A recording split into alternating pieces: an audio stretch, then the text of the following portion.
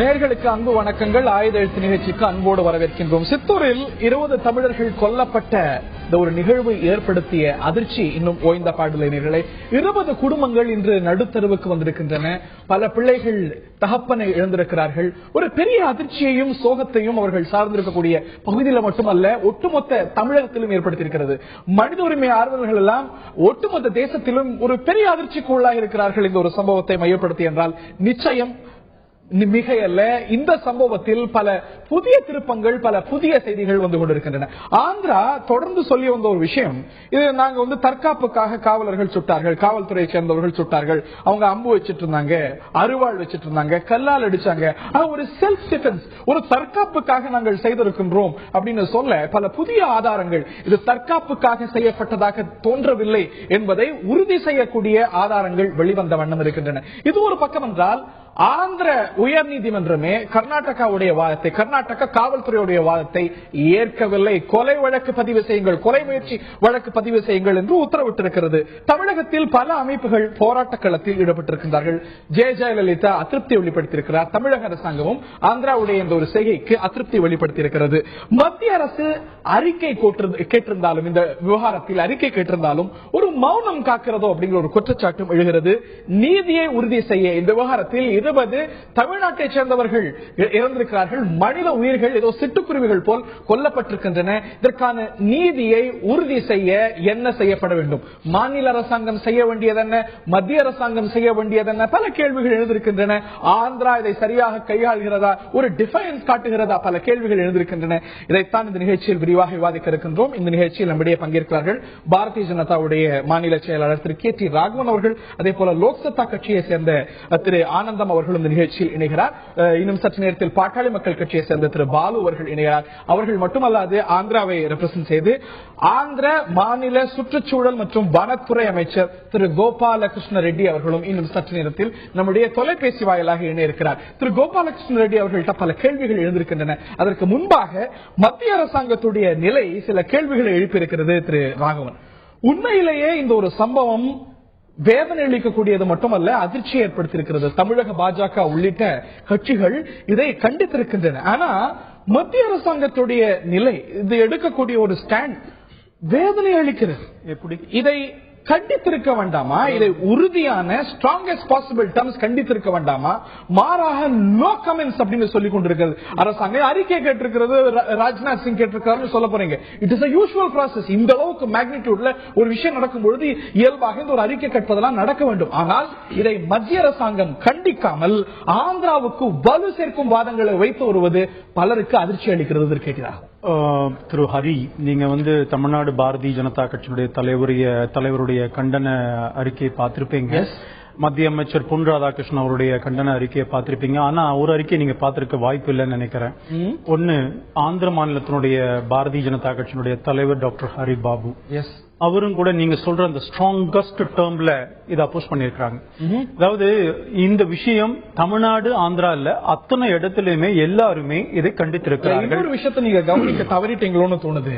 மத்திய அமைச்சர் வெங்கையா நாயுடு இதை கண்டித்திருக்கிறாரா? 20 மனித உயிர்கள் கொல்லப்பட்டிருக்கின்றன, அதை பற்றி நோ கமெண்ட்ஸ் என்று சொல்கிறார். மாறாக இயற்கை வளங்கள் சூறையாடுவதை பற்றி ஒரு நீண்ட விளக்கம் சொல்கிறார்.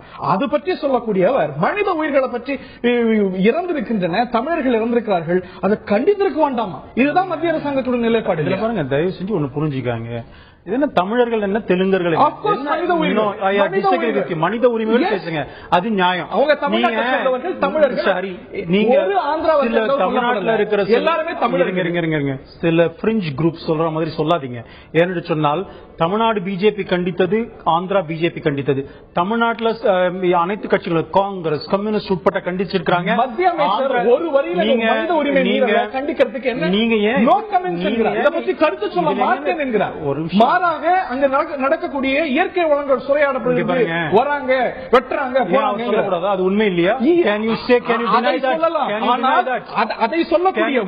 அதை சொல்லக்கூடியவர் நோ கமெண்ட்ஸ். நீங்க கேள்வி அப்படிப்பட்ட கேள்வி இல்ல. மொத்தமா அவர் சொல்றார், you should take these into consideration சொல்றாரு. Why not take the killings into consideration, sir? இருங்க சார், பாரதிய ஜனதா கட்சி மாத்திரம் இல்லைங்க, தமிழ்நாட்டில் காங்கிரஸ் கண்டிச்சிருக்கு, கம்யூனிஸ்ட் கண்டிச்சிருக்கு, ஆந்திரா காங்கிரஸ் கண்டிச்சிருக்கு, கம்யூனிஸ்ட் கண்டிச்சிருக்கு, நான் பார்த்தேன். அதனால நீங்க ஏன் இது தமிழ் அப்படின்னா தமிழ் இங்கிலீஷ் தெலுங்கு எல்லாம் போகாதீங்க. நீங்க என்ன பேசல. இல்ல I want to say something. நீங்க பாதியான விடக்கூடாது. ஆந்திரா அமைச்சர் நம்முடைய இருக்கட்டும். நான் என்ன கேட்கிறேன், மத்திய அமைச்சர் என்ன சொன்னாரு? ரிப்போர்ட் வரட்டும் சொன்னார். இதுல எங்கெங்க தப்பு இருக்கு? இதுல என்ன தப்பு? நீங்களா நீங்கள் எந்த பதிலை எதிர்பார்க்கிறீர்களோ அதை நான் சொல்லணும்னு எதிர்பார்க்காதீங்க. நீங்க என்ன விரும்புறீங்களோ, ஆந்திர அமைச்சர் சொல்லியிருக்கிறத பத்திரிகையாளர்கள் என்ன விரும்புகிறீர்களோ அதை நாங்கள் சொல்ல வேண்டும் என்று எதிர்பார்க்க. என்ன சொன்னீங்க? ஆந்திராவுடைய பிஜேபி தலைவர் இப்படி சொல்லியிருக்கிறார், பொன் ராதாகிருஷ்ணன் இப்படி அதே கருத்தே சொல்ல மாட்டேன். தவறு. கருத்தே சொல்ல மாட்டேன் ஒரு வரியில் அவர் சொல்லல. இந்த விஷயத்துல தெளிவு பிறக்கட்டும், ரிப்போர்ட் வரட்டும் ஒரு மத்திய அமைச்சர் பொறுப்பாக சொல்லியிருக்கிறார். பொறுப்பற்ற முறையில பேசாம பொறுப்பா ஒரு மத்திய அமைச்சர் பேசுறாருன்னா அவரை கண்டிப்பீங்களா? இல்ல, நான் மத்திய அமைச்சர், அதனால இந்த விவகாரத்தை பத்தி கருத்து சொல்ல மாட்டேன் அப்படின்னா இதை சொல்லியிருக்கிறார்கள். பொறுப்பற்ற வகையில பேசுறாங்க, அதுதான் வேண்டாங்கிறது. இந்த மாதிரி நீங்க ஒரு தமிழ்நாடு இதுல இருக்கிற ஒரு மத்திய அமைச்சர் கேட்டிருக்கிறீங்க, அவர் சொல்லியிருக்கிறாரு, நீங்க என்ன பிடிக்கிறீங்க? இப்ப ஆந்திர பிரதேசம், அதனால அவர் சொல்லணும்னு எதிர்பார்க்கிறீங்க. நீங்க 20 பேர் இறந்தவர்களுக்காக அனுதாபப்படுத்த விட்டு இது அரசியல் நினைக்கிறீங்க. ஒரு மத்திய அமைச்சர் சொல்லும் பொழுது இதை பற்றி கருத்தே சொல்ல மாட்டேன் அப்படிங்கும்போது இந்த நிலையை நம்முடைய திரு கோபாலகிருஷ்ண ரெட்டி அவர்கள் இருக்கிறார், ஆந்திர மாநிலத்தை சேர்ந்த சுற்றுச்சூழல் மற்றும் வனத்துறை அமைச்சர். Thank you mister minister for agreeing to talk to us. Do you or not accept what has taken place is nothing but a brutal murder, merciless, heartless killing, in fact a massacre by the Andhra police? Is it not blatant violation of human rights, sir? Do you not or regret it? எல்லாருக்கும் வணக்கம். Yes sir. எல்லாருக்கும் வணக்கம். With respect to the Tamil speaking people, really so best and இது border issue நையே கிடையாது. இது border issue கிடையாது. இது smugglers போலீஸ்க்கு கிடையாது. So absolutely it's not a fight, it's not a border fight. It is smugglers and this fight only, police fight only. Kuli ille wo smugglers hai, wo smugglers ke vaste wo smuggling karne vaste we have secured some telephones also, among cell phones with them, and then the numbers also traced. And we are going to trace everybody to this thing. And this is not the first time they are coming. The last time also they came, number of people have come. After inquiry, we will know whether they are... Nobody is claiming it is a border issue. Nobody is converting it to a border issue. But human lives have been killed. But do you handle it with sensitivity? On the other hand, you say it was done in self-defense. The cuts, wounds and the burns very clearly suggest the slain Tamilians were brutally tortured before the killing. Do you deny this? It is not the killing of totally Tamilians. It is totally killing the smugglers. You have to say. It is only smugglers. So, which law, which section in the IPC of the CRPC gives you the right to kill even if they are smugglers? You allege they are smugglers, but which law in this country allows you to kill smugglers? We don't support it, but at the same time, we should know that those 7 people is not against the 7 people. It is only warned them, clearly told them that they should not come. I am not making it a Telugu issue, but there are human lives, 20 people, 20 innocent lives. What law gives you the right to take away their lives? It is a national affair. It is definitely going to be examined in all corners, and it is not definitely. I mean to say is that it is not a Tamil and Telugu speaking war. Nobody is buying that argument. 20 innocent lives. 20 innocent lives. Sir, if it was in self-defense, your argument is it was done in self-defense. The Andhra police shot them in self-defense. What justifies the use of such a lethal force? Only 1 or 2 policemen have sustained minor injuries. Do 2 minor injuries warrant the killing of 20 innocent lives? Which provision of the IPC allows such a barbarism? Please tell Mr. Minister. This thing, Guadalupe. Act. So probably night time they came, and they are not come to cut the grass. They came to cut the trees, valuable trees. Actually, that is your allegation, sir. But what justifies the killing? If they are smugglers, you can book them, you can, try them under the law. But what justifies the killing? Magistrate report we are awaiting, and definitely the action will be taken against the other people if any found. But the Andhra Pradesh government says it was done in self-defense. Your police says it was done in self-defense. That is what you ministers have been saying. But what justifies the use of such a strong force? We have ordered for medical inquiry. The inquiry has to be. We have to get that inquiry report. We will definitely follow that. Absolutely, you should not make it a Tamil-speaking and Telugu-speaking affair. Nobody is doing that, sir. Nobody is trying to do that. But it's a human rights issue. Is it not? True, sir, but at the same time, we are making ourselves clear that we are respecting the Tamil-speaking people.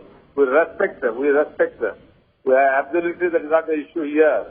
So, we should not feel bad about that. But tell me, sir, which section of the IPC or CRPC allows the policemen to use such a strong force that amounts to killing? No CRPC, no CPC will allow the woodcutters from Tamil Nadu to or any other place to come and smuggle the goods. You are absolutely right, sir. They should not be allowed. They should be tried under law. They have to be, if the allegation is true, arrest them, try them according to law and give them the required punishment. But what justifies the killing? We'll also keep in that mind. Absolutely, sir. You are right in mind. Absolutely. Nobody justifies that. But at the same time, what gives the policemen the right to kill so many people? If you say that you are not justifying this action, then I am glad. That's right, but do you or not justify the killing of such a large number of people? I am not saying that Tamils, they're human beings, they're human lives. No, we respect the Tamil people, Tamil-speaking people. We are from border district only.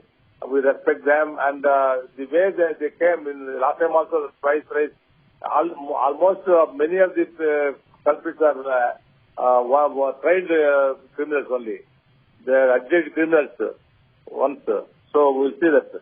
Okay. Thank you. Sir, section 99 of the IPC very clearly says the right to self-defense in no case extends to inflicting more harm than it is necessary for the purpose of defense. At the same time, the section 46 of the CRPC says you have no right to kill a person who is not accused of an offense that is punishable with death or life imprisonment. The maximum punishment, you say they are criminals, the maximum punishment, even if they are criminals, is for this alleged crime is just a few years imprisonment and a few thousand rupees fine. But what justifies such an extreme action? I'll find out and let you know. Mr. Minister, one last question. What is the difference between Sri Lanka and Andhra Pradesh? Sri Lanka says we reserve the right to kill the Tamil Nadu fishermen. Andhra Pradesh, on the other hand, goes to the extent of killing our people. I don't know what happened in Sri Lanka, Tamil Eelam, and this is how it is comparable with that. That we'll get it examined. The Prime Minister of Sri Lanka says we reserve the right to kill the fishermen who cross the borders. On the other hand, in Andhra, the people from Tamil Nadu have been killed in large numbers. The 20 is not a small number. We salute the Tamilians. We respect the Tamilians.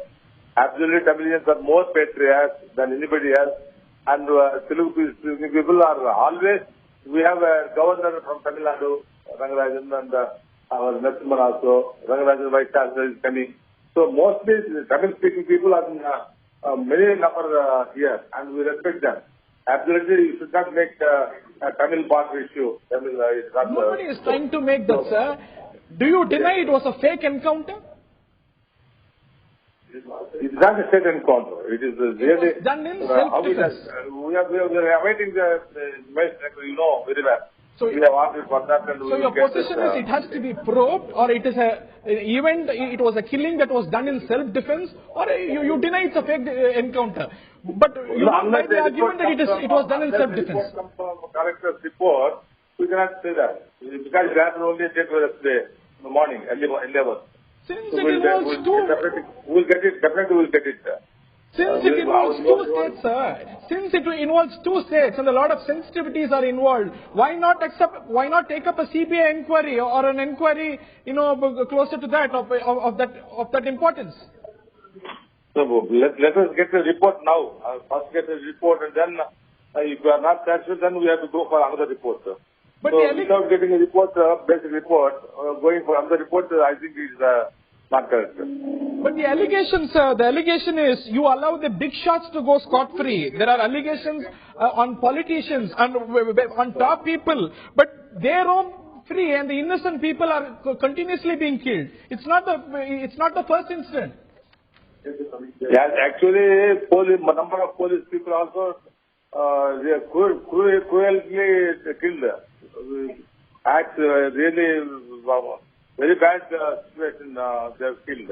Mr. Minister, I can give you a long list of people who have been booked under such a law and who are arrested in the jail, and from 2011, such a long list of people, so many Tamilians have been killed. Yeah, how many people have come? Hundreds of people have come. So how they are country stores or well country any filing took place. We will get an exam. Everything will government will not keep fight. Thank you, Mr. Minister. Let justice prevail. Thank you so much, Mr. Minister. Thank you. இந்த நிலையில மேலும் பல கேள்விகள் எழுந்திருக்கின்றன. ஒரு விசாரணை நடக்கட்டும், விசாரணையுடைய முடிவுல தான் எல்லாம் தெரிய வரும் என்று சொல்லியிருக்கிறார் ஆந்திராவை சேர்ந்த வனத்துறை அமைச்சர். சித்தூர் என்கவுண்டரில் பல புதிய திருப்பங்கள் ஏற்பட்டிருக்கின்றன. ஆந்திர நீதிமன்றமே கடுமையாக சாடி இருக்கிறது. திருப்தி அளிக்கும் வகையில் ஆந்திர காவல்துறையுடைய விளக்கம் இல்லை என்று சொல்லியிருக்கிறது. அது ஏற்படுத்தியிருக்கக்கூடிய அதிர்ச்சி இன்னும் ஓய்ந்த பாடில்லை நேர்களே. போராட்டங்கள் தமிழகத்திலும் ஏற்பட்டிருக்கின்றன. இதற்கான தீர்வு என்ன?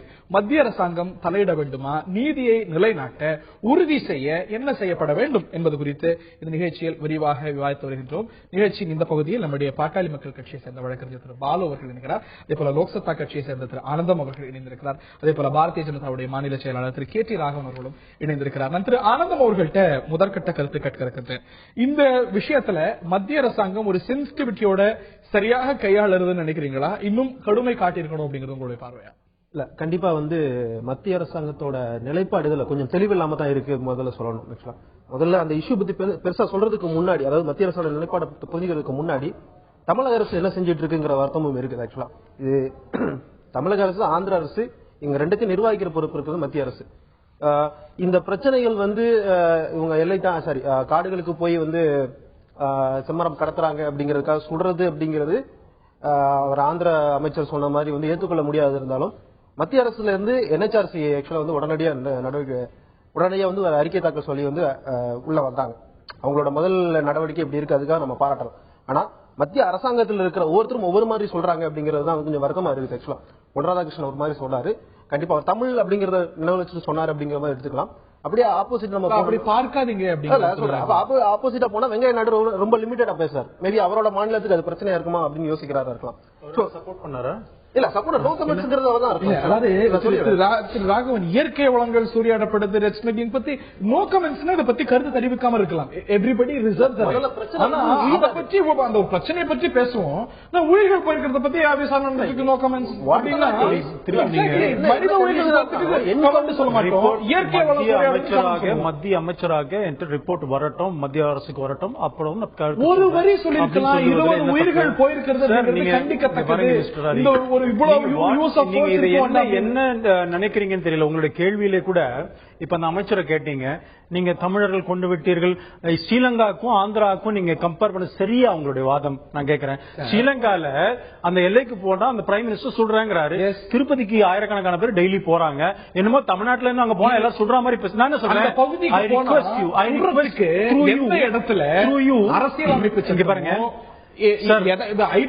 சிஆர்பிசியோ இவ்வளவு பேரை சுட்டுக் கொள்றதுக்கு நியாயமே கிடையாது சார். இது கண்டிக்கப்பட வேண்டியது.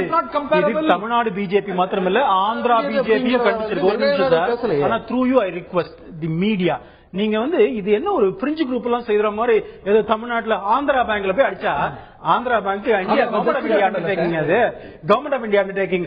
ஆந்திரா ஆந்திரா அது கிடையாது. அதே போல தாக்குதல் என்ன பண்றீங்கன்னா சார், அதுக்காக சார் எப்படி அரசியல் உண்மையிலேயே அந்த இறந்து போனவர்களுக்கு நியாயம் கிடைக்கணுங்கிறத போய் இவங்க எப்படி போயிட்டாங்கன்னா, அங்க இங்க இருக்கிற பிரெஞ்சு குரூப் சில பேர் தமிழுக்காகவே போராடுவதா சொல்லிட்டு சந்திரபாபு நாயுடு தான் அந்த ஆந்திராவுக்கு சீஃப் மினிஸ்டர். ஆனா சந்திரசேகர் ராவ் குடும்பாவே எரிக்கிறாங்க. அந்த அளவுக்கு தான் அவங்க இருக்கு. இதை வந்து எஸ்கலேட் செய்ய வேண்டும் என்ற எண்ணத்தோட தவிர போல நீங்க ஏன் வந்து கேட்கப்படாத விஷயத்துக்கு விளக்கம் கொடுக்குறீங்க? நான் விளக்கம் கொடுக்கிறேன்னு சொன்னா உங்களுடைய கேள்வியே இது ஏன் இப்படி தமிழ் தெலுங்குன்னு கொண்டு போறீங்க. இந்தியாவில் 555 பேர் இந்த 4 வருஷம் அத்தனையும் நாம் விசாரிக்கப்பட வேண்டும் என்று HRC சொல்லியிருக்கிறது. ஹியூமன் ரைட்ஸ் இந்த வழக்குல ஆந்திர சிறையில் இந்த விவகாரத்துல பலர் கைது செய்யப்பட்டிருக்காங்க. இதுல பெரும்பாலானவர்கள் தமிழர்களா, தமிழ்நாட்டை சேர்ந்தவர்கள்? தமிழர்கள் தான் இல்லைன்னு சொல்லு. பலர்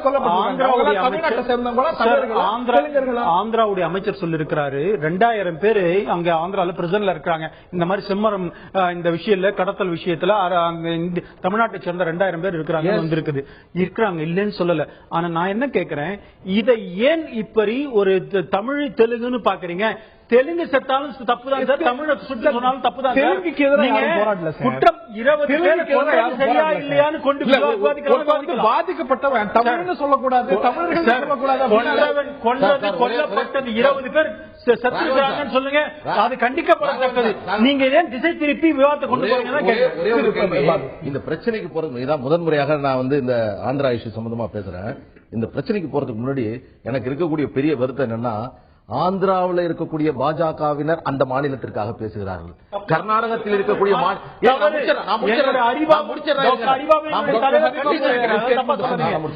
கர்நாடகத்தில் இருக்கக்கூடிய பாஜகவினர் அந்த மாநிலத்திற்காக பேசுகிறார்கள், தேசியத்துக்காக.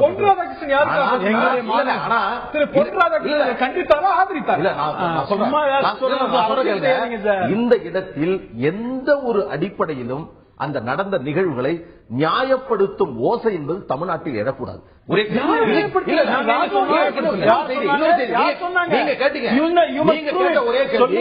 மத்திய அரசு இந்த படுகொலை சம்பந்தமாக என்ன செய்து என்கின்ற போது உள்துறை அமைச்சகம் தான் முதலில் அறிக்கையை கேட்டிருக்க வேண்டும்.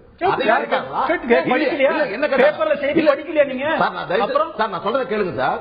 நீங்க மத்திய அமைச்சகம், மத்தியில் இருக்கக்கூடிய ஆட்சியில் இருக்கக்கூடிய அமைச்சர்கள் எப்படி இதை ஊடகங்களுக்கு சொல்லுகிறார்கள், எப்படி இதை கையில் எடுத்திருக்கிறார்கள் என்பதை வைத்து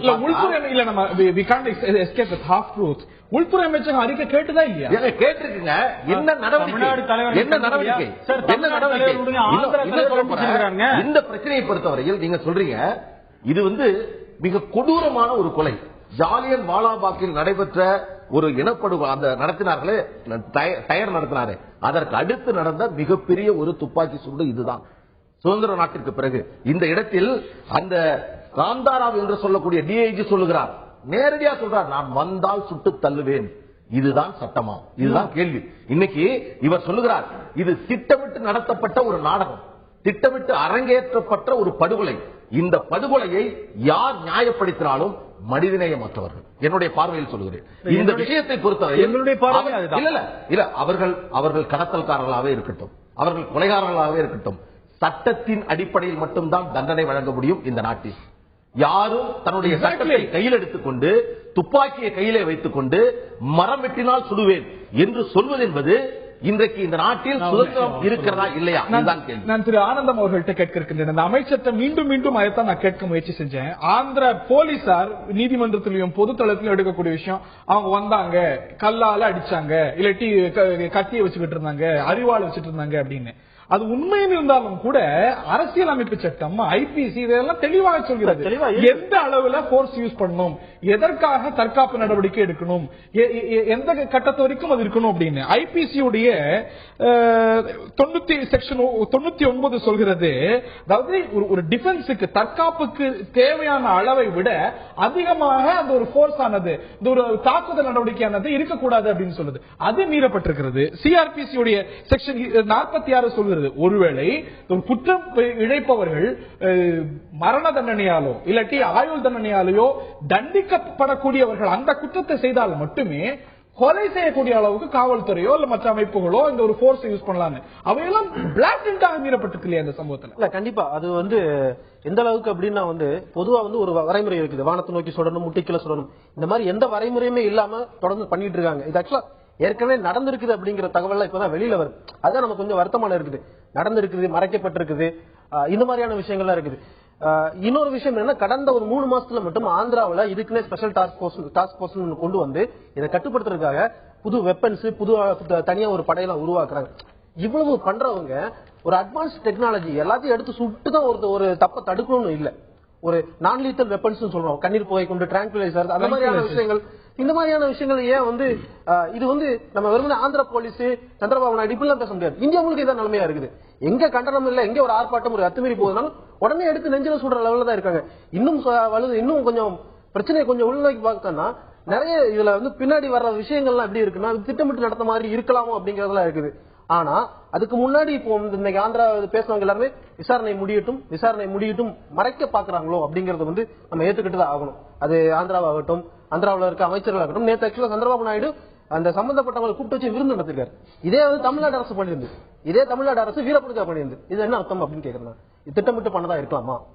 சந்தேகங்கள் எழுந்திருக்கின்றன. இதை நியாயத்தை உறுதி செய்ய மத்திய அரசாங்கம் என்ன செய்ய வேண்டும்?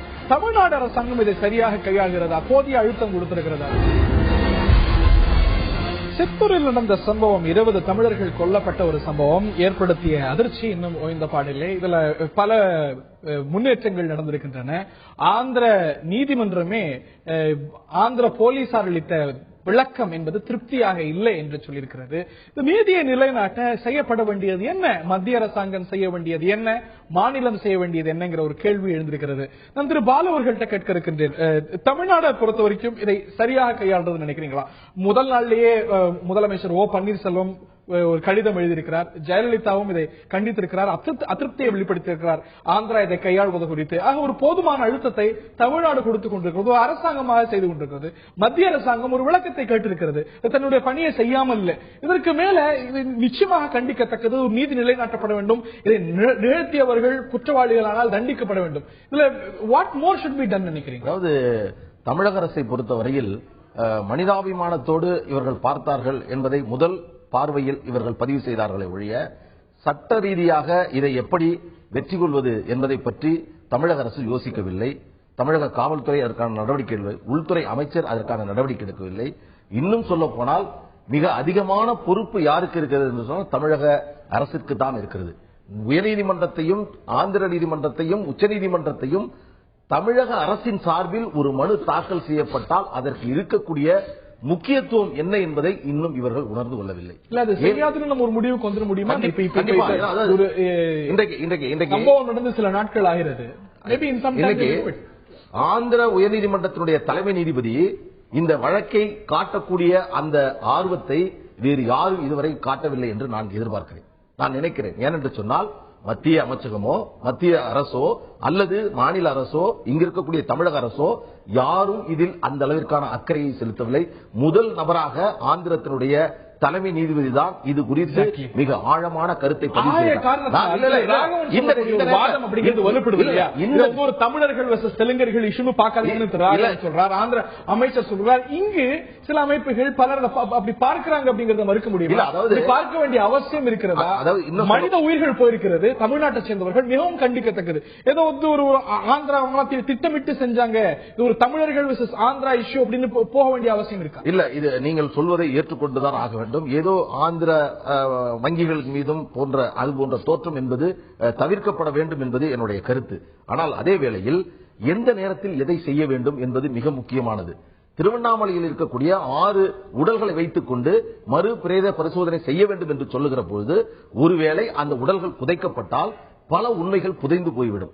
இந்த சூழலை தமிழக அரசு எப்படி கையாண்டது? அந்த பிணங்களை எவ்வளவு பிரயோஜனப்படுத்தி அவர்கள் அதை இறுதிச் சடங்கு நடத்த வேண்டும் என்று காவல்துறை மிக கடுமையாக நடந்து கொண்டது. நேற்று கூட உயர்நீதிமன்றத்தில் தலைமை வழக்கறிஞர் மிக நியாயமாக சொன்னார், நீதிமன்றம் உத்தரவிட்டால் நான் அதை ஏற்றுக்கொள்கிறேன் என்று சொன்னார். இன்றைக்கு நீதிமன்றத்தில் சொல்லுகிறார் அது போன்று செய்வதற்கான வாய்ப்புகள் இல்லை என்று சொல்கிறார். எனவே சொல்கிறேன், இது காலம் தாழ்த்தி எடுப்பதற்கான வாய்ப்புகள் இதில் இல்லை. இந்த தருணத்தில் செய்ய வேண்டிய காரியம் என்னவென்று சொன்னால், மிக அழுத்தமாக சொல்கிறேன், இந்த தருணத்தில் தமிழக அரசின் சார்பில் உச்சநீதிமன்றத்தில் மனு தாக்கல் செய்யப்பட்டு இந்த வழக்கு சிறப்பு புலனாய்வு பிரிவிற்கு மாற்றப்பட வேண்டும். SIT அமைக்கப்பட வேண்டும். அதற்கு முன்பாக இதில் இருக்கக்கூடிய உயர் நிலையில் இருக்கக்கூடிய காவல்துறையிலிருந்து கடைநிலை காவலர் வரை அனைவரும் உடனடியாக இடைநீக்கம் செய்யப்பட்டு புலன் விசாரணை துவங்கப்பட்டால் மட்டும்தான் இதனுடைய உண்மை வெளிவரும். இதற்கான நடவடிக்கையை தமிழக அரசு மேற்கொள்ளவில்லை. இதற்கான நடவடிக்கையை மத்திய அரசு மேற்கொள்ளவில்லை. இதுதான் எங்களுடைய கருத்து. இதை தவிர அரசியல் லாவணி என்பது இந்த 20 பேர் உடலில் செய்ய நாங்கள் விரும்புகிறோம். மத்திய அரசாங்கம் அதோட ஹோம் அண்ட் உள்துறை அமைச்சர் அதோட ரிப்போர்ட்டை ஸ்டேட் கவர்மெண்ட் கிட்ட கேட்டிருக்கிறாங்கிறது முதல்லயே அது செஞ்சிருக்கிறாங்க. நான் ஒரு விஷயத்தை திரு பாலு அவர்கள் சொல்வதை ஏற்றுக்கொள்கின்றேன். அதாவது இதுக்கு மாநில அரசாங்கம் செய்யலாமா மத்திய அரசாங்கம் செய்யலாமா அப்படிங்கறதோட உச்சநீதிமன்றம் ஒரு வழிகாட்டு குறிப்பு கொடுத்திருக்கு. செப்டம்பர் 2014 ஒரு வழக்குல சொல்லும் பொழுது இது போன்ற என்கவுண்டர்ல செய்யப்பட வேண்டிய நடைமுறைகள் என்னன்னு சொல்லியிருக்குது. இண்டிபெண்டன்ட் என்கொயரி நடத்தணும், இந்த ஏஜென்சி நடத்தக்கூடாது, வேற ஒரு ஏஜென்சி நடத்த வேண்டும் என்று சொல்லப்பட்டிருக்கிறது. அந்த ஆபீசர்ஸுக்கு எந்த ரிவார்டோ அவார்டோ கொடுக்க கூடாதுன்னு சொல்லப்பட்டிருக்கிறது. அதே போல இந்த மாதிரி விஷயங்கள் அதுல சொல்லக்கூடிய விதிமுறைகள் அது போல ஒரு செல்ஃப் டிஃபென்ஸ், அதாவது தற்காப்புக்கு அப்படின்னு சொல்றாங்க. அவையெல்லாம் அதற்கான முகாந்திரம் இல்ல. இது வந்து ஒரு கொலை ஒரு பிளாட்டன்ட் ரேஞ்சில், அதாவது ஒரு பாயிண்ட் பிளாங்க் ரேஞ்சில் சுடப்பட்டிருக்கு. ஆக இது திட்டமிட்டு நடத்தப்பட்டிருக்கு அப்படிங்கிற முகாந்திரத்தை அதிகரிச்சிருக்கிறது அப்படிங்கிறதுக்கான ஒரு பிரைமரி பேசி அதிகரிச்சிருக்கு. நமக்கு வர செய்திகள் அப்படித்தான் இருக்கு. நம்ம அதாவது அவங்க ஏதோ பஸ்ல இருந்து வந்த உடனே பஸ்ல இருந்து இறங்கினவங்களை சுட்டாங்க எல்லாம் சொல்லும் பொழுது கேன் யூ ஜஸ்டிஃபை தட்? அது ஒன்றும் சந்தேகமே கிடையாது. இது முழுமையாக விசாரிக்கப்பட வேண்டும் என்பதில் ஒரு மாற்று கருத்தும் கிடையாது. ஆனால் என்னை பொறுத்த வரைக்கும் இதை உச்சநீதிமன்றத்துடைய வழிகாட்டு குறிப்பு படி நடக்க வேண்டும் என்பதுதான் நாம எதிர்பார்க்கிறோம். ஒரு மத்திய அரசாங்கம் ஒரு கடுமையான ஒரு பார்வையை, ஒரு கண்டனத்தை மத்திய அரசாங்கம் மத்திய பாஜக இன்னைக்கு பொன் ராதாகிருஷ்ணன் சொல்றார், வெங்கையா நாயுடு இன்னொன்னு சொல்றார், பாஜகவுடைய அந்த மாநில தலைவர் இன்னொன்னு சொல்றாங்க. ஹரியினுடைய பார்வை எப்படி இருக்கிறது? எல்லாரும் நான் என்ன சொல்றேன், ஆந்திர பிரதேசத்துடைய மாநில பிஜேபி தலைவர் கண்டிச்சிருக்கிறார், மிக கடுமையாக கண்டிச்சிருக்கிறார். திரு பாலு அவர்கள் சொன்னது போல இல்ல, நீங்க இன்ஃபர் பண்ணிக்கிறது, you are entitled to infer anything. நான் இல்லன்னு சொல்ல, உங்களுக்கு உரிமை இருக்கிறது. ஒரு கிளியர், நல்லாவே கிளியர். அதாவது நான் சொல்லுகின்ற நீங்க திரு ஹரிபாபு அவருடைய ஸ்டேட்மெண்ட் நிச்சயமா நீங்க படிக்கலங்கிறது உங்களுடைய இதிலே தெரியுது. நான் என்ன கேட்கிறேன், பொன் ராதாகிருஷ்ணன் டாக்டர் தமிழிசை எங்களுடைய தலைவரும் சொல்லிருக்கிறாங்க, நீங்கள் அந்த 20 பேர் கொல்லப்பட்டவர்களுக்கான நீதி கிடைக்க வேண்டும் என்பதற்கு இல்லாம மத்திய அரசாங்கத்தை பிஜேபி குறை சொல்லணுங்கிறது நோக்கம் இருப்பதாக நான் புரிந்து கொள்கிறேன். இல்ல, பாலு அவர்கள் சொல்லுவாங்களா, அங்க இருக்கிற பிஜேபி வேற மாதிரி பேசுது, பிஜேபி மாத்திரம் இல்லங்க இந்த விஷயத்தை சொல்றாங்க. இந்த விஷயத்துல காங்கிரஸ் சிபிஎம், தமிழ்நாடு காங்கிரஸ் சிபிஎம் நான் படித்தவரை ஆந்திர பிரதேச சிபிஎம் கண்டிச்சிருக்கிறது, காங்கிரஸ் கண்டிச்சிருக்கு. நீங்க தான் இயற்கை வளம் சூறையாடுறத பத்தி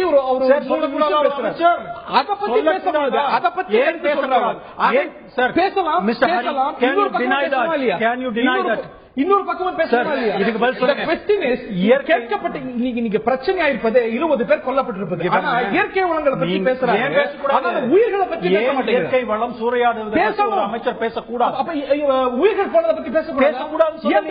இல்லையே பாருங்க, அதுதான் தவறு. அதை பத்தி பேசுறவங்க ஏன் பேசல? இது அது கிடையாது. இதோடைய பின்னணி பற்றி பேசும்பொழுது, நடந்த விஷயத்தை பேசும்பொழுது ரிப்போர்ட் வரட்டும், ஒரு தப்பும் கிடையாது. நீங்க செம்மரம் கடந்த விசாரிக்கணும். ஆனா இது இன்னும் சொல்ல போனா இங்க சந்தேகங்கள், இயற்கை வளங்களை சூறையாடினாங்களா, கட்டட தொழிலாளிகளா, இல்ல அப்பாவிகளா, உண்மையிலேயே ரெஸ்டாண்டர்ஸ் வெட்டி நாங்கள் விசாரிக்கப்படணும். அதை பத்தி தெளிவா ஒரு நிலைப்பாடு எடுக்கிறவர் உயிர்கள் போயிருக்கிறத பத்தி 20 உயிர்கள் போயிருக்கிறத பத்தி இன்னும் கடுமை காட்டிக்க வேண்டாமா? கருத்து சொல்லிருக்க வேண்டாமா? எல்லா கருத்தும் சொல்லியாச்சுங்க. நான் என்ன சொல்றேன், அதுக்கு ஏற்கனவே நான் சொன்னது அத்தனை பேரும் சொல்லியாச்சு. மத்திய அமைச்சர் உள்துறை அமைச்சர் ரிப்போர்ட் கேட்டிருக்கிறாங்க. அதனால என்னங்க இது யார் பண்ணணும்? நான் அமெரிக்கால வந்து என்ன கேட்பாங்களா? மத்திய அரசாங்கம் கேட்காம யார் கேட்பாங்க? நான் ஒண்ணு கேட்கறேன், மத்திய அரசாங்கம் கேட்காம யார் இந்த மாதிரி 20 உயிர்கள் போகும்பொழுது மத்திய அரசாங்கம் அந்த கடமையை சரியாகத்தானே செய்திருக்கிறது. அது யூசுவல் பிராக்டிஸ். சாதாரணமா சொல்றீங்க, சாதாரணமா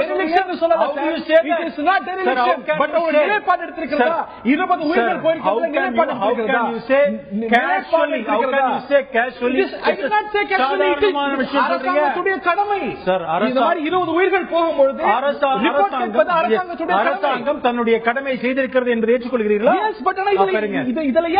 என்ன சொல்றீங்க? 20 உயிர்கள்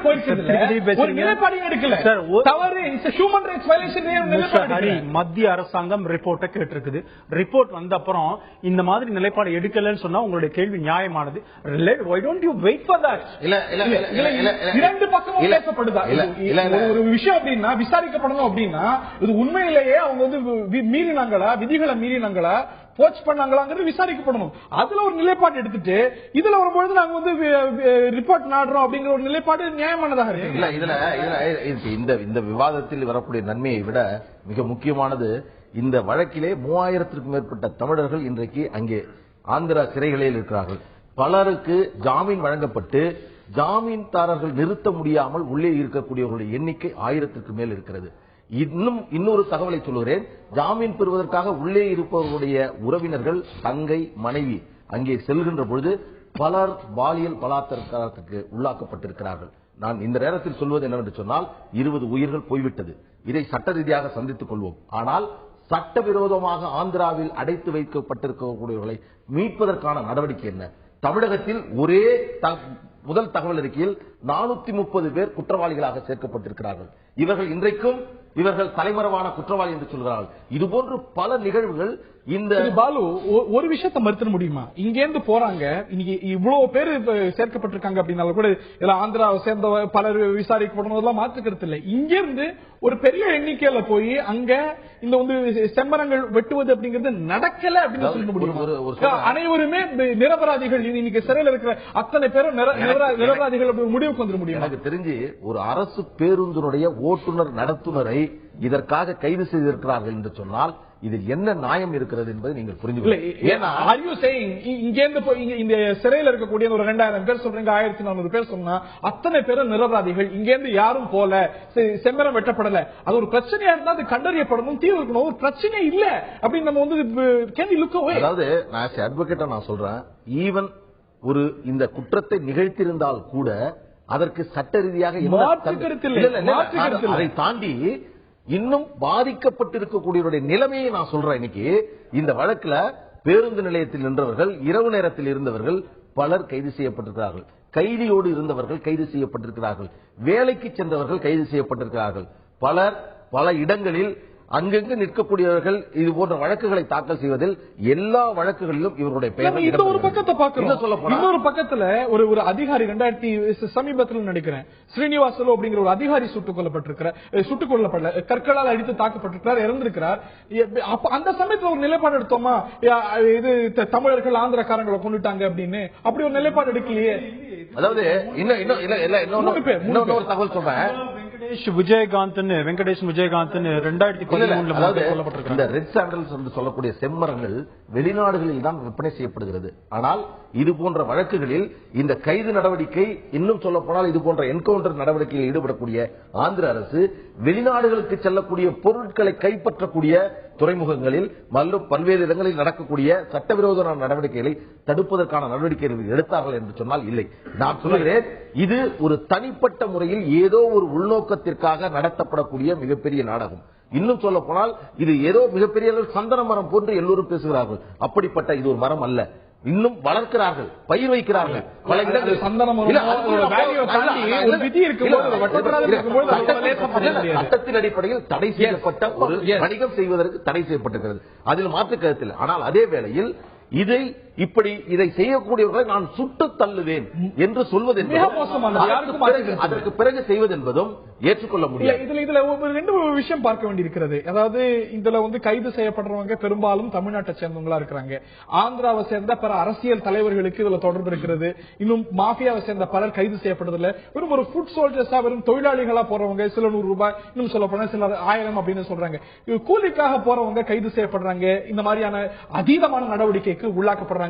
மாற்றுக்கருத்துல இது ஒரு மனித உரிமை மீறல். ஆனால் பல காரணங்களால், பல சமூக காரணங்களால், இல்ல இங்க வாழ்வாதார பிரச்சனையின் காரணமாக இங்கிருந்து பெரிய எண்ணிக்கையில இல்ல ஒரு கணிசமான எண்ணிக்கையில இங்க இருந்து அழைத்து செல்லப்பட்டு இந்த பணியில ஈடுபடுத்தப்படுறாங்க அப்படிங்கறத நம்ம மறுத்திட முடியுமா? மறுத்தால் இந்த ஒரு பிரச்சனைக்கு தீர்வு நோக்கி நம்ம போக முடியும். கண்டிப்பா நம்ம பார்க்க வேண்டிய முக்கியமான விஷயம் என்ன, இவ்வளவு நேரம் பார்த்தது மத்திய அரசு ஆந்திர அரசு குற்றம். தமிழக அரசுக்கு இது பெரிய பங்கு இருக்கு. ஆக்சுவலா என்ன அப்படின்னா கடந்த 2 வருஷங்கள்ல இதுக்கான கைது நடவடிக்கை தொடர்ந்துகிட்டு தான் இருக்கு. ஆந்திராவில் மரம் வெட்ட போனவங்க கைது பண்ணிருக்காங்க, வழக்கு போட்டிருக்காங்க. இங்க தமிழ்நாட்டு குடும்பங்கள் அங்க போய் வழக்கு அலைஞ்சிட்டு வராங்க. தமிழக அரசுட்டையும் அந்தந்த மாவட்ட கலெக்டர்ட்டையும் அதுக்கான மனு கொடுத்திருக்காங்க. எங்களுக்கு வாழ்வாதாரம் இல்ல, இந்த மாதிரி எங்களை ஏமாத்தி கூட்டிட்டு போறாங்க, எங்களை மூளை செலவு செய்து கூட்டு போறாங்க, பணம் நிறைய கொடுக்கற கூட்டு போறாங்க, தயவுசெய்து எங்களுக்கு வாழ்வாதாரம் ஏற்படுத்தி கொடுங்க, எங்க ஊர் இளைஞர்களை எங்க ஊர் ஆண்களை காப்பாத்துங்க, இப்படிங்கிற மாதிரியான ஸ்டேட்மெண்ட் நிறைய மனு போயிருக்குது. தமிழக அரசு என்ன நடவடிக்கை எடுத்தது? இதான் பிரச்சனை. இப்போ தமிழக அரசு 3893 பேர் ஜெயில இருக்கிறாங்க. வழக்கு பதிவு இருக்குது 3800. முயற்சி எடுக்கப்படல.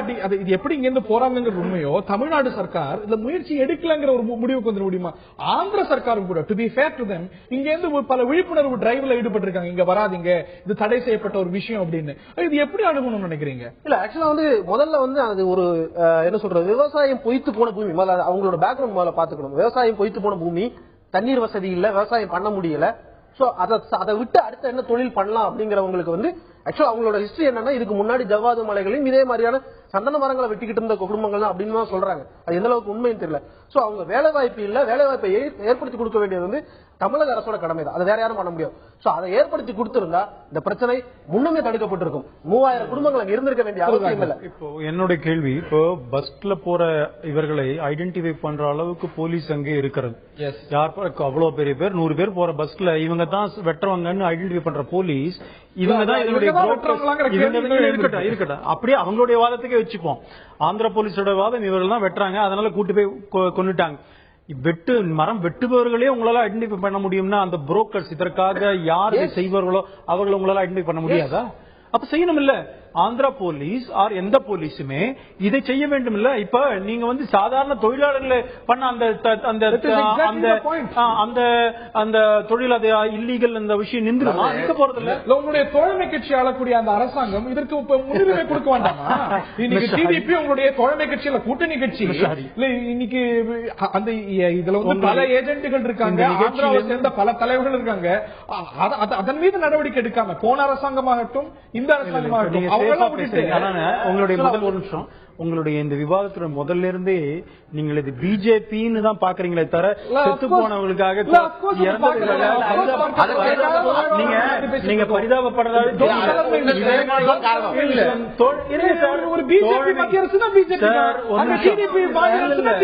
டிடிபி எங்களுடைய தோழமை கட்சின்னு எங்களுக்கு தெரியாம இல்ல, தெரிந்தும் தான் தெரிந்துதான் எங்களுடைய மாநில தலைவர் ஆந்திரா மாநில தலைவர் கண்டிச்சிருக்கிறார். அதனால எங்க அநீதி நடக்கிறதோ அதையும் கண்டித்தது போல இங்க ஃபுட் சோல்ஜர்ஸ் தொழிலாளிகளா வரங்க மீது நடவடிக்கை எடுப்பது போல இங்க அதிகாரிகள் மீது நடவடிக்கை எடுக்கிறது கடுமையான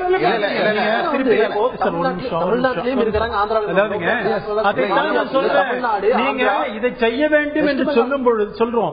இது இப்ப மாத்திரம் இல்லங்க, இந்த சப்ஜெக்ட் முன்னாடியே இருக்கு. நீங்க ஏதோ இன்னைக்கு இந்த 2 வருடத்துல மாத்திரம் தான் நடந்த மாதிரி நினைக்காதீங்க. அந்த ஊர்ல 2 தொழிலாளர்கள் கைது செய்யப்பட்டாங்க. அவங்க விதிமீறி இருந்தா கைது அப்படிங்கிறது கூடாதுன்னு நம்ம சொல்ல முடியாது. அதே போல இது எய்தவனுக்கு அம்பை நோவான் என்கிறது போல எய்தவர்கள் வெளியில நடமாடி கொண்டிருக்கிறார்கள். அவர்கள் இன்னொரு கவலை, இந்த ஆந்திரா காவல்துறையினுடைய சட்ட விதிமீறல் ஆந்திராவில் மட்டுமல்ல தமிழகத்திலும் நடந்து கொண்டிருக்கிறது. கடந்த வாரம் செங்குன்றத்தில் ஒரு நிகழ்வு என்னன்னா 30 போலீசார் ஆந்திர போலீசார் எந்த விதமான வாரண்ட் வாரண்டும் இல்லாமல் செங்குன்றத்தில் ஒரு இடத்திலே நுழைந்து ஒருவரை கைது செய்யும் நடவடிக்கையில் ஈடுபடுகிறார்கள். அங்க இருக்கக்கூடிய மக்கள் எதிர்த்து தாக்குகிறார்கள். மிகப்பெரிய சண்டை நடைபெற்று துப்பாக்கியை காட்டி இருவரும் காவல் நிலையத்திற்கு சென்ற பிறகு எந்த விதமான ஆவணமும் இல்லாமல் கைது செய்தது தவறு என்று சொல்லுகின்ற பொழுது வழக்கு எதுவும் பதிவு செய்யப்படாமல் திருப்பி அனுப்பப்பட்டார்கள். தமிழகத்தில் பலர் இதுபோன்று சட்டவிரோதமாக கைது செய்யப்பட்டு ஆந்திராவிற்கு கொண்டு செல்லப்படுகிறார்கள். எனவே இந்த நிகழ்வு என்பது ஆந்திராவில் மட்டும் நடக்கவில்லை, தமிழகத்திலும் நடக்கிறது. இன்னும் தமிழகத்தில் இந்திய அளவில் இது வந்து ஒரு போலீஸ் ரிஃபார்ம்ஸுக்கான ஒரு காவல்துறை சீர்திருத்தத்துக்கான ஒரு அவசியத்தை விளக்கக்கூடிய ஒரு விஷயமாக பார்க்கிறது.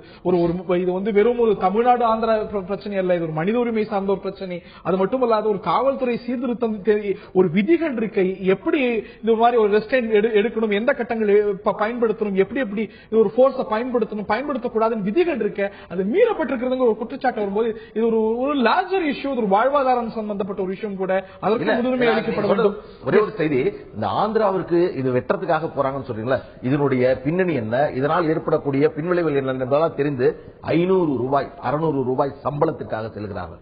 நீங்க சொல்வதை போன்று ஏழை மக்கள் செல்கிறார்களே, இவர்களெல்லாம் பெரிய அளவில் பணம் பெறுவதற்காக செல்லவில்லை. அவர்கள் உண்மையாக கூலி வேலைக்கு செல்லக்கூடியவர்கள் என்பதை மட்டும் நான் பதிவு செய்கிறேன். ஏன்னு சொன்னா ஏதோ சட்டவிரோதமாக வெட்டி ஆயிரக்கணக்கில் பணத்தை பெற்று வீட்டுக்கு வருவதற்காக செல்லக்கூடியவர்கள் அல்ல இந்த 20 பேர். ரைட். இந்த நிலையில நேர்களுடைய கருத்து என்ன, மக்கள் கருத்து என்ன கேட்போம்.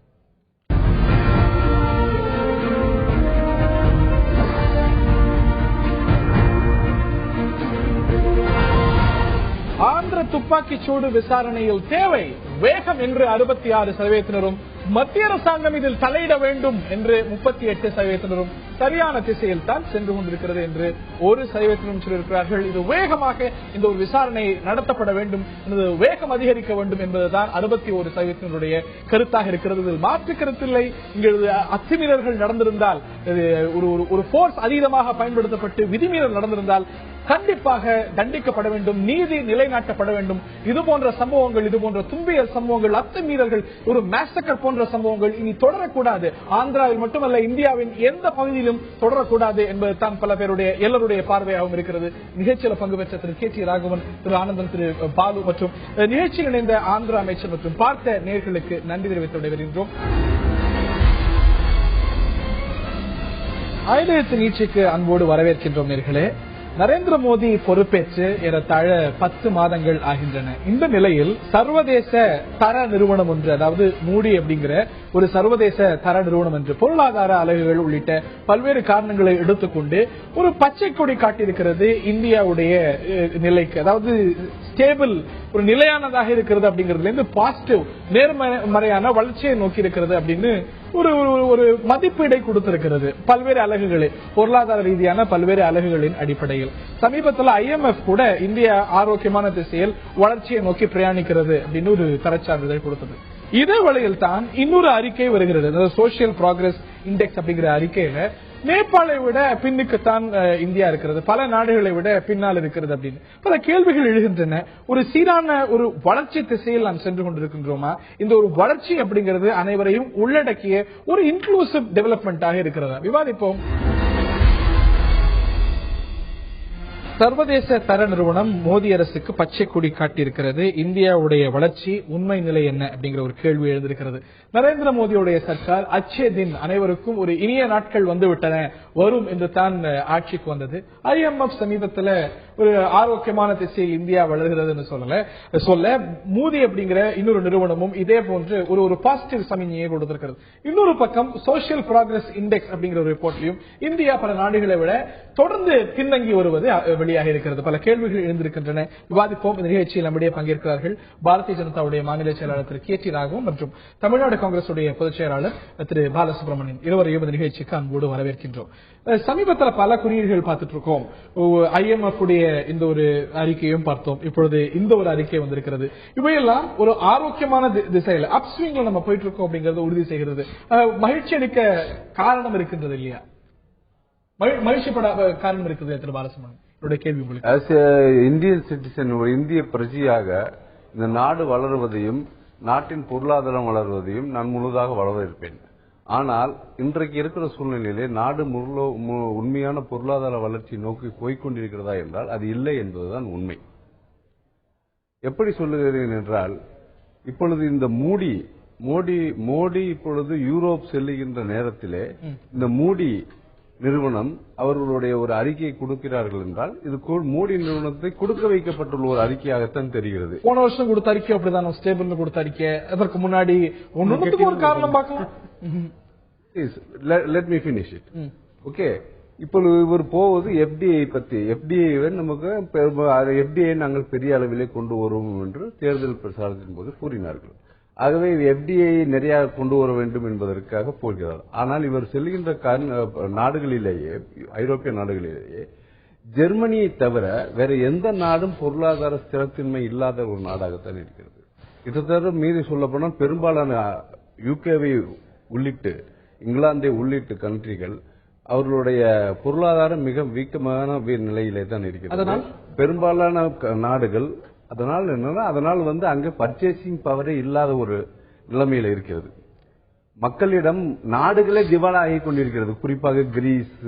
அதனால அந்த பயணத்தெல்லாம் தவிர்த்திருக்கணும் இல்ல, இவர்கள் போகின்ற நேரத்தில் இவர்களுடைய எஃப்டிஐ கொண்டு வருவார் என்று எதிர்பார்க்கின்ற நேரத்தில் அங்க இருக்கிறவர்கள் இன்வெஸ்டர்கள் இங்கே கொண்டு முதலீடு செய்வார்கள் என்பதற்கு, ஆகா இவர் வருகின்ற நேரத்தில் இங்க நன்றாக இருக்கிறது என்று ஒரு பிக்சரை காமிக்க வேண்டும். அதற்காக வேண்டிதான் இந்த மூடி வாங்கப்பட்ட அறிக்கைன்னு ஒரு குற்றச்சாட்டு.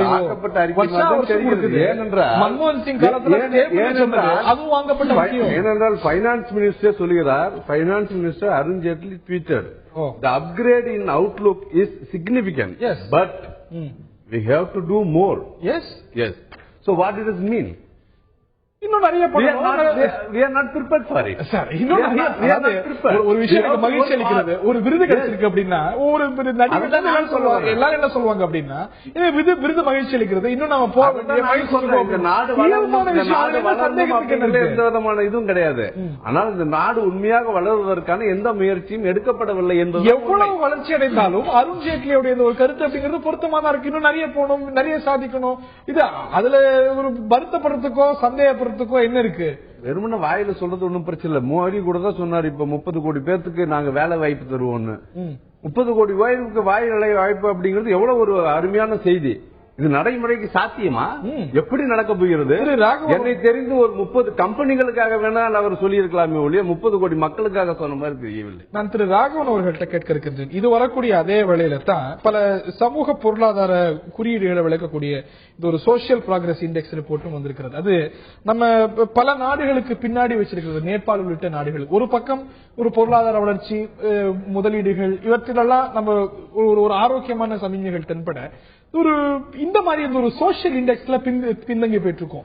ஆக நம்முடைய வளர்ச்சியை அனைவரையும் உள்ளடக்கிய வளர்ச்சியா கொண்டு போயிட்டு இருக்கோமாங்கிற சந்தேகம், கேள்வி இயல்பாக. நீங்க சொன்னும் பொழுதே சொன்னீங்க, மூடின்ற அந்த நிறுவனத்தை பத்தி நமக்கு தெரியும். நீங்க சொன்ன வேர்ல்ட் பேங்க் ரிப்போர்ட்டை பத்தி தெரியும். அதாவது உலக அளவில் இருக்கிற சில நிறுவனங்கள், யுனெஸ்கோ, யூனிசெஃப், இந்த மாதிரி சர்வதேச தர நிர்ணயம் செய்கின்ற இந்த மாதிரி நிறுவனங்கள் கொடுக்கிற ரிப்போர்ட்டை நீங்க நேற்றுக்கு நீங்க சொன்ன ரிப்போர்ட் சோஷியல் ப்ரோக்ரஸ் இண்டெக்ஸ் நேற்றுக்கு ஒரு பத்திரிகையில வந்தது. அதுவே இட்ஸ் an NGO, ஒரு நான் கவர்மெண்ட் ஆர்கனைசேஷன், அவ்வளவுதான். அது கொடுக்கிற ரிப்போர்ட்டையும் இதுவும் எப்படி ஒன்றாக நீங்க சேர்த்து பேசுறீங்க? அது இது எந்த அடிப்படையில் அப்படின்னா, பல கிளியரான அரசாங்கமே பப்ளிக் டொமைன்ல வைத்திருக்கக்கூடிய இந்த human development index figures public டொமைன்ல இருக்கக்கூடியது, ஆய்வுகளின் அடிப்படையில் வந்திருக்கக்கூடியது. இது நம்ம மறுத்த முடியாது. ஒரு என்ஜிஓ ரிப்போர்ட் நம்ம அவ்வளவு லேசா மறுத்த முடியாது. லேசா நிச்சயமா மறுக்கணும். இந்தியாவில் 17 லட்சம் 19 லட்சம் என்ஜிஓ இருக்கு. அது மாதிரி ஒரு என்ஜிஓ அது அமெரிக்கால இருக்கிற ஒரு என்ஜிஓ நேற்றுக்கு அதே போல நீங்க அதான் சொல்ற வேர்ல்டு பேங்க் நீங்க அப்படி சொல்ல முடியுமா? மூடி வேர்ல்டு பேங்க்ல இருந்து சந்தேகம் பல அமைப்புகள் கம்யூனிஸ்டுகளுக்கு வேர்ல்டு பேங்க் மேல சந்தேகம் வைப்பாங்க, IMF மேல சந்தேகம். அவங்க வைக்கட்டும். நான் என்ன சொல்றேன், இப்ப நான் சந்தேகப்பட்டா கூட world bank is world bank, நான் சந்தேகப்பட்ட என்ன போகுது, அதோட ரிப்போர்ட் தான் அங்க செல்லுபடி ஆகும். அதனால இப்ப எந்த ரிப்போர்ட்டை எடுக்கணுங்கிறது முக்கியம். நீங்க இந்தியாவில் 19 லட்சம் என்ஜிஓ இருக்கிற மாதிரி ஒரு என்ஜிஓ சொன்ன ரிப்போர்ட்டை பேஸ் பண்ணி you cannot compare this too. அரசாங்கம் இந்த ரிப்போர்ட் விட்டுருங்க, இந்த ஒரு சோசியல் ப்ராக்ரஸ் ரிப்போர்ட்டை தள்ளி போட்டுருவோம். இன்னைக்கு ஹியூமன் டெவலப்மெண்ட் இண்டெக்ஸ்ல நம்ம வந்து அவ்வளவு ஒரு இன்க்ளூசிவ் growth காமிச்சிட்டு இருக்கோம். நான் வெறும் பிஜேபி கவர்மெண்ட் சொல்ல, நீங்க வந்து 10 மாதம் தான் ஆகுது. இந்த ஒரு 10 மாதத்துல அப்படியே தலைகீழ திருப்பி போறதில்ல. ஆனா ஒரு சரியான திசையில தான் அது போயிட்டு இந்த ஒரு சோசியல் பாராமீட்டர்ஸ்ல. ஓகே, நான் என்ன சொல்றேன், எல்லாத்துலயுமே இந்தியா சரியாக இருக்கிறது அப்படிங்கறதெல்லாம் யாரும் சொல்லல. ஆனால் அதற்கான அடுத்த நிலைக்கு போகணும். நீங்க சொல்ற மூடிலேயே ஐ திங்க் இப்ப ஒரு கடந்த வருடம் மூடிய இன்னொரு இது மாதிரி ஒரு ஆர்கனைசேஷன் கொடுக்கும்போது நெகட்டிவ்ல கொடுத்துட்டு நெகட்டிவ்ல இருந்து ஸ்டேபிள் வந்தது. இப்ப ஸ்டேபிள்ல இருந்து இப்ப வந்து நீங்க பாசிட்டிவா போயிட்டு இருக்கு. அது மூடி தான் நினைக்கிறேன் அதை கூட கொடுத்தது. இப்படி செய்யும் பொழுது இட்ஸ் நெக்ஸ்ட் ஸ்டெப் டுவர்ட்ஸ் அவர் கோல். அப்படித்தான் நீங்க பாக்கணுமே தவிர 10 மாத காலத்துல அன்றைக்கு ஸ்டேபிள் இருந்தது, இன்றைக்கு அப்படியே 100% மேல போகணும்னு யாருமே எதிர்பார்க்க முடியாது. எந்த பொருளாதார நிபுணர் சொல்ல மாட்டாங்க. ரிப்போர்ட்டுகளுக்கு இடையே இருக்கக்கூடிய முரண்பாடுகளை அவ்வளவு பொருட்படுத்த தேவையில்லை அப்படிங்கிற ரிப்போர்ட்டுகளுக்கு இடையேன்னு சொல்ல வரலங்க. நீங்க வேர்ல்ட் பேங்க் ரிப்போர்ட்டையும் மூடி ரிப்போர்ட்டையும் ஓரளவுக்கு கம்பேர் பண்ணலாம். நீங்க வந்து ஏதோ ஒரு என்ஜிஓ ஏதோ கிராம ஒரு ஊர்ல இருக்கிற என்ஜிஓ கொடுக்கிற ரிப்போர்ட் வேர்ல்ட் பேங்க் ரிப்போர்ட்டும் ஒன்னு சொல்ல முடியுமா? இந்திய அரசாங்கத்துடைய புள்ளி விவரங்கள் பத்தியே கம்பேர் பண்ணலாம். மூடி அப்படிங்கிற சர்வதேச தர நிறுவனம் பல பொருளாதார அலகுகளின் அடிப்படையில் சற்றே உயர்த்தி இருக்கிறது இந்தியாவுக்கான மதிப்பீடை. இது ஒரு பக்கம் இருக்க ஒரு சோசியல் ப்ராக்ரஸ் இண்டெக்ஸ் அப்படிங்கிற இன்னொரு ரிப்போர்ட் வந்திருக்கிறது. அதுல பல நாடுகளை விட நாம் பின்தங்கி இருக்கின்றோம் அப்படிங்கிற இன்னொரு கருத்தும் வெளிப்பட்டிருக்கிறது. ஒரு வளர்ச்சி அப்படிங்கிறது சரியான திசையில போயிட்டு அனைவரையும் உள்ளடக்கிய வளர்ச்சியாக இருக்கிறதா, உண்மை நிலை என்ன அப்படிங்கிற ஒரு கேள்வி எழுந்திருக்கிறது. இதே மூடியோடைய ரிப்போர்ட்ஸ் எல்லாம் நம்ம வந்து முந்தைய கட்டங்கள்ல ஏத்துட்டு இருக்கோம். நம்ம அதை வந்து அதோட கிரவுண்ட் ரூல்ஸ் நம்ம கேள்வி கேட்கல. இன்னைக்கு அதோட நம்பகத்தன்மையே கேள்விக்குள்ளாக்குறீங்க. மூடிய விட்டுருவோம், சரியா? அதன் மீது உங்களுக்கு நம்பகத்தன்மை இல்ல. IMF என்ன சொல்கிறது, இன்னைக்கு சைனாவோட நம்மளுடைய வளர்ச்சி ஸ்டேபிளாவும் அதிகமானதாகவும் இருக்கும் அப்படின்னு ஒரு நிலைப்பாடை கொடுக்கலையா? நம்மளுடைய வளர்ச்சியை பற்றி ஒரு பாசிட்டிவ் அவுட்லுக் கொடுக்கலையா? நீங்க வந்து இதே எங்களுடைய காலத்துல போட்டு அடித்தளம்னு சொல்லிட முடியுமா? இந்த ஒரு 10 மாதத்துல செஞ்சிருக்கக்கூடிய விஷயங்களுடைய விளைவு தானே அன்னைக்கே இது வந்திருக்கும் இல்லையா? நான் சொன்ன கருத்து நீங்கள் தவறாக புரிந்திருக்கிறீர்கள். அதாவது மூடியோடைய இது வந்து அந்த ஸ்டேட்மெண்ட்டையோ அவங்களுடைய அறிவிப்பையோ வந்து நான் குறை கூறவில்லை. நான் சொல்லுவது என்னவென்றால், இப்பொழுது இந்த அரசாங்கம் மேற்கொண்டிருக்கின்ற எந்த விதமான பொருளாதார வளர்ச்சியை நோக்கி செல்வதற்கு நாட்டுடைய பொருளாதாரம் என்பது இஃப் அண்ட் பட்டை பொறுத்துதான். இன்றைக்கு என்வைரன்மெண்டை பொறுத்தது, மழையை பொறுத்தது. உதாரணமாக காலம் கடந்து தவறான காலகட்டத்திலே பெய்த மழையினாலே வட மாநிலங்களிலே 4 மாநிலங்களிலே ஏற்பட்டுள்ள பாதிப்பு என்னவென்றால், கிட்டத்தட்ட 10% தானிய உற்பத்தி பாதிக்கப்படுகிறது. 10% தானிய உற்பத்தி என்றால் 10% கிராமப்புற ரூரல் மக்களுடைய பர்ச்சேசிங் கெப்பாசிட்டி குறைகிறது. இன்றைக்கு டாலரின் ஒரு பேரலின் விலை $50 $52 கிடைக்கிறது. நாளைக்கு இதுவே 3 வருடங்களுக்கு முன்பு இருந்த மாதிரி $150 சென்று விட்டால் என்ன ஆகும்? இன்றைக்கு ஏமனில் 5000 பேர் இருந்தார்கள் போன மாதம் வரை. 5000 பேர் மாதத்திற்கு ஒரு நாட்டின்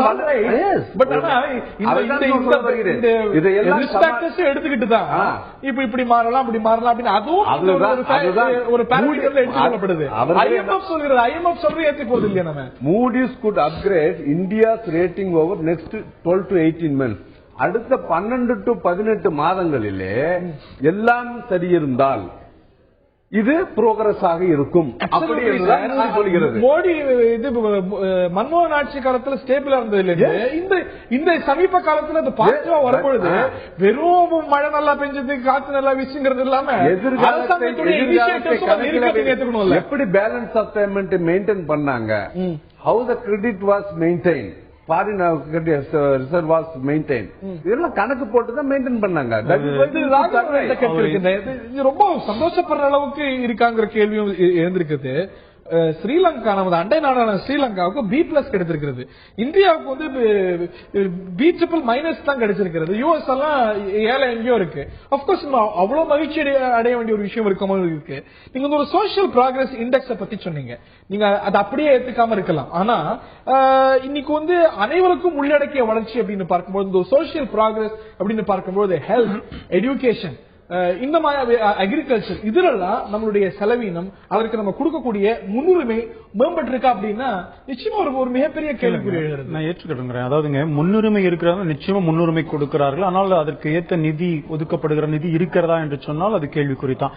நம்ம நாட்டுல திட்டங்கள் அதிகமாக போடுகிறோம், ஆனால் நிதிகள் இல்லாமே திட்டங்கள் பல போடப்படுகிறதெல்லாம் உண்டு. அதுதான் இப்ப சொல்லும் பொழுது இந்த 12 மாதத்திலிருந்து 18 மாதங்கள்ல வளர்ச்சி தெரியும் என்று சொல்லும் பொழுது அதை சொல்வதற்கு காரணம் என்ன? அவங்க சொல்றாங்க ability of the policy maker அப்படின்னு சொல்றாங்க.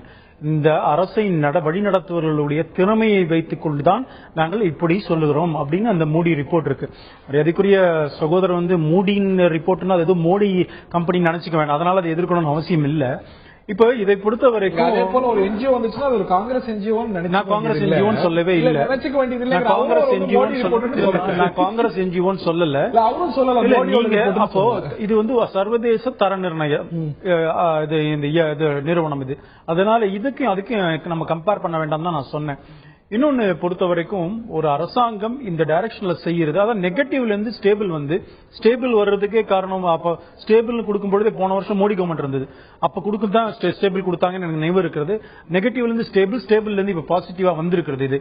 அதனால இந்த 12-18 மாதங்கள்ல இந்த பாலிசி மேக்கர் அரசாங்கத்தினுடைய தலைவர்கள், அதாவது ஆட்சியாளர்கள், அவருடைய அந்த வில் அதன் மூலமாக இந்த மோடி மட்டும் இல்ல, பல அமைப்புகள் IMF கொடுக்கிறது இன்னைக்கு நம்மளுடைய growth அப்படிங்கிறது ஒரு வளர்ச்சி திசையில் இருக்கு அப்படின்னு சொல்கிறது. நம்ம எல்லாத்தையுமே சந்தேகப்பட வேண்டுமான்னு தெரியல. IMF சொன்னதை சந்தேகப்படணுமான்னு தெரியல, சிலருக்கு சந்தேகம் இருக்கலாம். ஆனா என்னுடைய கேள்வி, இன்னைக்கு இந்த ஒரு வளர்ச்சி அப்படிங்கிறது அனைவரையும் உள்ளடக்கிய இன்க்ளூசிவ் டெவலப்மெண்டாக இருக்கிறதா? உதாரணத்துக்கு நரேந்திர மோடி சொன்னார், பாருங்க சைனாவை பாருங்க, 20% ஜிடிபில இது ஹெல்த்துக்கு ஒதுக்குறாங்க, எஜுகேஷனுக்கு ஒதுக்குறாங்க, அந்த அளவுக்கு ஒதுக்கல. ஆனா நீங்க கோத்தாரி கமிஷன் சொல்லிருக்கக்கூடிய 6% ஒதுக்கீடு நம்ம செய்யறோமான்னா இல்ல. அந்த திசையில போதுமான அளவு இந்த ஒரு முக்கியத்துவம் இந்த பட்ஜெட்ல கொடுக்கப்பட்டிருக்கு அப்படின்னா தெரியல. ஹெல்த் கேரை பொறுத்த வரைக்கும் அதே வருத்தத்தை மோடி ஆகட்டும் பாஜக ஆகட்டும் பதிவு செஞ்சது. ஆனா அதற்கு முன்னுரிமை கொடுக்கப்படல. இந்த ஒரு பட்ஜெட்ல ஹெல்த், இது ஒரு சோசியல் இண்டிகேட்டர்ஸ் நேரடியாக பிரதிபலிக்கக்கூடிய ஹெல்த், அக்ரிகல்ச்சர், எஜுகேஷன், இதற்கும் முன்னுரிமை போதுமான முன்னுரிமை மாறுபடுறேன். எஜுகேஷன்ல கூட ரூரல் எஜுகேஷனுக்காக கிட்டத்தட்ட 80,000 கோடி நான் பார்த்த ஞாபகம் இருக்கு. அதாவது இப்ப ஒரு விஷயம் ஒத்துக்கிறேன், பாருங்க எந்த அளவுக்கு இல்ல நான் ஏற்கனவே சொன்ன போல ரயில்வே துறையில பாத்தீங்கன்னா பட்ஜெட் எல்லாம் இப்ப போட்ட ப்ராஜெக்ட்ஸ்க்கு 5 லட்சம் கோடி தேவைங்கிறாங்க. அதனாலதான் இப்ப FDI போறோம் அப்படின்னு சொல்லிருக்கு. நாட்டுல 20% மன்மோகன் சர்க்கார் செயல் அப்படின்னு மன்மோகன் சர்க்கார் சொல்ல இந்தியா வருத்த பதிவு செய்தார். பாருங்க எஜுகேஷனுக்கு சைனா எப்படி அதான் சொல்றோம். அந்த திசையில அந்த திசை I disagree with you. இன்றைக்கு நீங்க சொல்ற 20% இதுல எஜுகேஷனுக்கு கொடுக்கணுங்கிறது தான் உண்மை. எல்லாருமே செய்யணுங்க தான். நீங்க பொருளாதார வளர்ச்சி நாம் நினைக்கிற அளவுக்கு வந்துருச்சுன்னு சொன்னா இது எல்லாமே செய்யலாம். ஆனால் அதற்கான முயற்சியை கடந்த காலங்களில் எடுக்கல. இந்த 10 மாதங்கள்ல அதற்கான முயற்சியை நோக்கி செய்து அந்த இலக்கை நோக்கி சென்று கொண்டிருக்கிறோம் என்பதுதான் இந்த IMF ரிப்போர்ட், இப்ப மூடியோட ரிப்போர்ட் எல்லாம் காட்டுது. இது என்ன சொல்லுது? இப்ப எடுக்கப்பட்ட நடவடிக்கைகளின் காரணமாக, ஆட்சியாளர்கள் எடுத்த நடவடிக்கையின் காரணமாக, உதாரணத்துக்கு அவங்க சொல்றாங்க இந்த ரெகுலேட்டரி ரெஜிம் அதை குறைத்திருக்கிறாங்க. இதெல்லாம் இன்னும் 12-18 மாதங்கள்ல அதிகமான வளர்ச்சியை கொடுக்கும் என்று சொல்லுகிறார்கள். இந்த 12-18 மாதங்கள்ல வளர்ச்சி வரும்னா அதற்கு காரணம் இந்த அரசாங்கம். ரொம்ப சுருக்கமான நிகழ்ச்சி நிறைவு செய்யணும் திரு பாலசுப்ரமணியன். அதாவது பிளானிங் கமிஷன் 50 ஆண்டு காலமா இந்த நாட்டில் இருந்தது, இந்த நாட்டினுடைய வளர்ச்சியை திட்டமிட்டு செய்து கொண்டிருந்த ஒரு பிளானிங் கமிஷனை அழித்துவிட்டு புதியதாக ஒரு அமைப்பை ஏற்படுத்தினார்கள். அந்த அமைப்பு இதுவரைக்கும் இந்த நாட்டுக்கு என்ன தேவை என்றே முடிவு செய்யாத ஒரு சூழ்நிலையிலே இருக்கிறது. இப்படிப்பட்ட ஒரு சூழ்நிலையில தான் அவர் சொல்லுகிறார், நான் 330 கோடி பேருக்கு நான் வேலை வாய்ப்பை ஏற்படுத்தி தரப் போகிறோம் என்று. ஒரு நபருக்கு வேலை வாய்ப்பு ஏற்படுத்துவதற்கு நீங்கள் குறைந்தபட்சமாக 1 லட்சம் ரூபாயாவது முதலீடு செய்வீர்களானால் உங்களுக்கு தேவை 300 லட்சம் கோடி. எங்கிருந்து 300 லட்சம் கோடி வரும்? எப்படி வரும்? எப்படி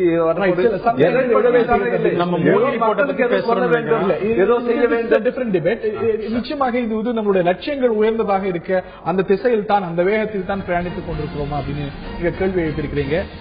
வளர்ச்சி திசையில் இந்தியா அப்படின்னு சில ஆய்வுகள் சமீபத்தில் தெரிவிக்கின்றன. நிச்சயமாக மகிழ்ச்சி அடைய வேண்டியது. அதே சமயத்தில் இந்த ஒரு வளர்ச்சி அப்படிங்கிறது அனைவரையும் உள்ளடக்கிய ஒரு இன்க்ளூசிவ் டெவலப்மெண்ட் ஆக இருக்க வேண்டும் அப்படிங்கிறது பொதுவான பார்வை. நரேந்திர மோடி காந்தி கூட ஒரு பேட்டியில் சமீபத்தில் கொடுத்திருக்கக்கூடிய பேட்டியில இந்த நாட்டுடைய நிதி அப்படிங்கிறது அம்பானியிலிருந்து சாதாரண மனிதனுக்கும் ஒரே ஒரு விதி தான், எல்லாருக்கும் ஒரே மாதிரியான ஒரு நடத்துமுறை தான் அப்படின்னு சொல்லியிருக்கிறார். அதுதான் செயல்பாட்டாளர்களும் இருக்க வேண்டும். அப்படித்தான் இது ஒரு வளர்ச்சி அப்படிங்கிறது அனைவரையும் உள்ளடக்கிய வளர்ச்சியாக இருக்க வேண்டும். வளர்ச்சி திசையில் இந்தியா செல்கிறது அப்படிங்கிற ஒரு செய்திகள் நிச்சயமாக மகிழ்ச்சி அளிக்கத்தக்கவே. நிகழ்ச்சியில் பங்கு பெற்ற திரு ராகுல், திரு பாலசுப்ரமணியன் மற்றும் பார்த்த நேயர்களுக்கு நன்றி கூறி விடைபெறுகின்றோம். நன்றி நேயர்களே.